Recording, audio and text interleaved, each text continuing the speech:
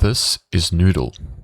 Noodle is a little green snake who lives inside this square game board. The bright piece with the eyes is Noodle's head.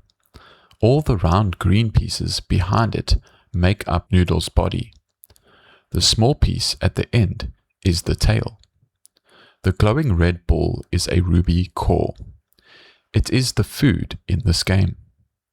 The food waits on one square. When Noodle eats it, a new piece of food appears somewhere else on the board. The goal is simple: find food, grow, and stay alive. Noodle moves one square at a time. The job is to guide the head to the food. Eating food makes the score go up. It also makes Noodle one piece longer. Then a new piece of food appears, and the chase begins again.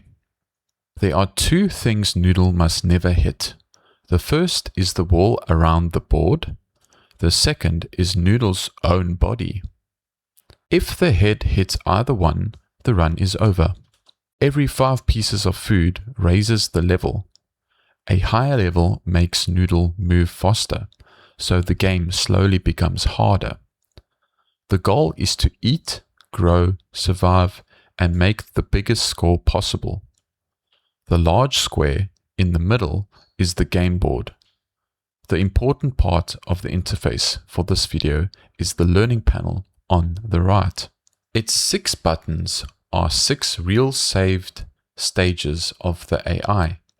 The first stage has no practice. The last one is the strongest stage we saved. The number of training steps tells us how many choices the AI had practiced by that point. The small mean number is its average test score. Mean is just another word for average. The line graph shows the learning story. Moving to the right means more practice. Moving higher means a better average score. When we select a stage, the panel shows its average score and average food. It also shows whether its latest choice was straight, left, or right. Each average comes from 48 separate test games. That gives us a much fairer result than judging the AI from one lucky run. Now the AI can take over.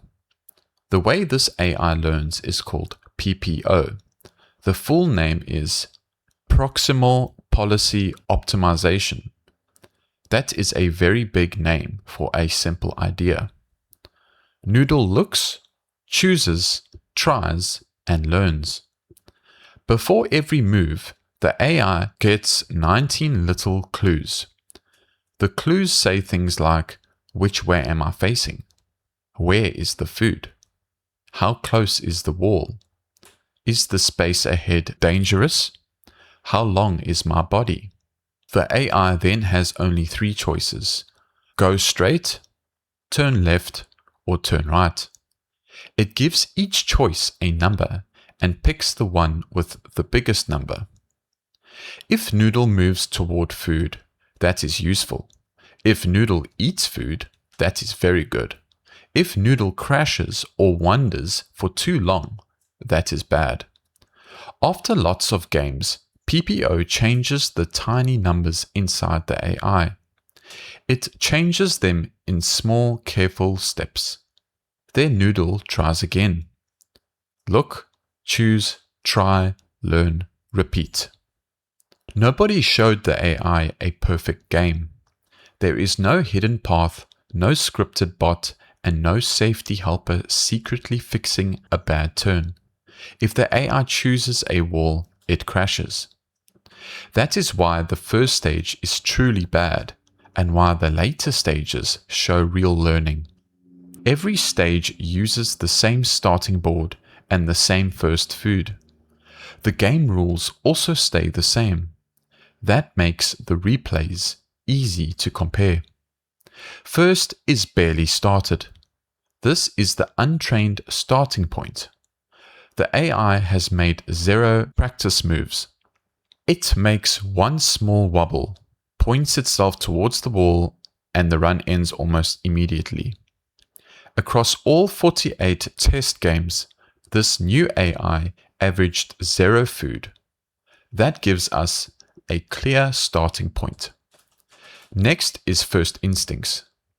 Now Noodle has made about 127,000 practice choices.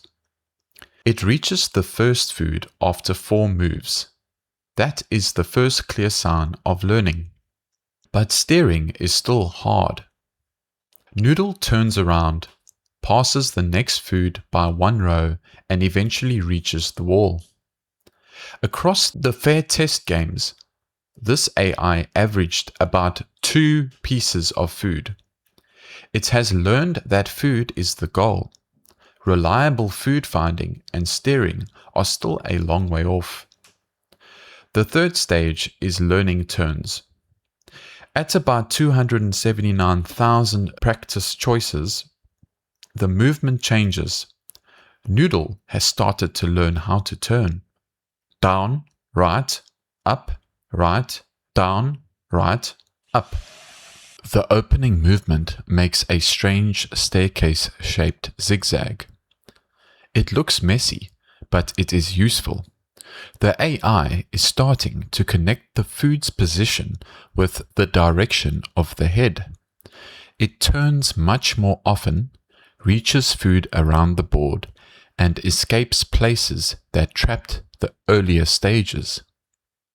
This stage averaged about 14 pieces of food in each test game. In this replay, it reached 18 pieces before the 500 move test ends. It can keep going much longer. The movement is still messy, but now it has a purpose. The fourth stage is building control. At about 401,000 choices, the movement starts to look calmer. Noodle makes longer straight runs. The turns look more useful. The snake can reach food, leave the area, and cross the board without changing direction every second. Across the 48 test games, this AI averaged about 21 pieces of food. That is a big jump from the earlier stages. This one replay may finish sooner than the wiggly stage before it. That is okay. One game can be lucky, and another can be unlucky. We use many test games to judge the AI fairly. Noodle's other problem is now easy to see. A longer body means a longer tail, which makes avoiding its own body much harder. The fifth stage is skilled policy. At about 651,000 choices, Noodle looks much more skilled. This AI travels across the whole board. It uses straight paths, turns away from danger, and keeps finding new food as the snake grows. It averaged a little more than 22 pieces of food in the test games. In this replay, it gets 24 pieces before the 500 move test ends. If we let it keep playing, it can reach 36 before the long body finally causes trouble. The board that once looked enormous is now full of Noodle. The sixth stage is best checkpoint. This is the strongest saved AI. It was saved after about 852,000 practice choices. Across 48 fair test games, it averaged about 23.5 pieces of food. Its best test reached 29. It also reached at least 5 pieces of food in every single test game. That does not mean the AI is perfect. It does not mean Noodle can never crash. It means this AI usually found more food and stayed alive longer than the other saved stages. In the replay on screen, it reached 26 pieces before the 500 move test ends. If we let it keep playing, it reaches 36. It gets there faster than the skilled policy stage. Even this strongest stage eventually hits its own tail in this replay. Best does not mean invincible. Best means strongest in the fair tests we run. Now the learning curve is easy to read. Each dot is one saved stage of the AI. Each height is that stage's average score from 48 test games, not just one lucky replay. The first 2 dots sit near the bottom because the early AI barely knows what to do. The line then climbs sharply when Noodle learns to turn, find food, and survive. Near the end, the line becomes much flatter. The graph in the game ends at our 6 saved stages. The last dot is the strongest saved AI. We did not stop training as soon as the best AI appeared. Noodle kept practicing until the AI had made just over 1 million choices. The last 5 groups of test games stayed almost the same. Their average food results differed by less than 1/5 of one piece of food. That flat group told us the learning had settled down under this test. It does not mean improvement is impossible forever. More practice was no longer making a useful difference here. So we kept the strongest saved AI.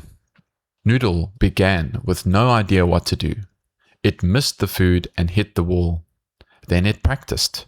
It learned to turn. It learned to find food. It learned to handle a longer body. Little by little, the scores went up. That is PPO in its simplest form. Look, choose, try, learn, repeat. Noodle is still not perfect, but it is much better than when it started. And it did that without a secret script telling it where to go. This is DanTheMan, and that was Noodle learning Snake with PPO. Thanks for watching.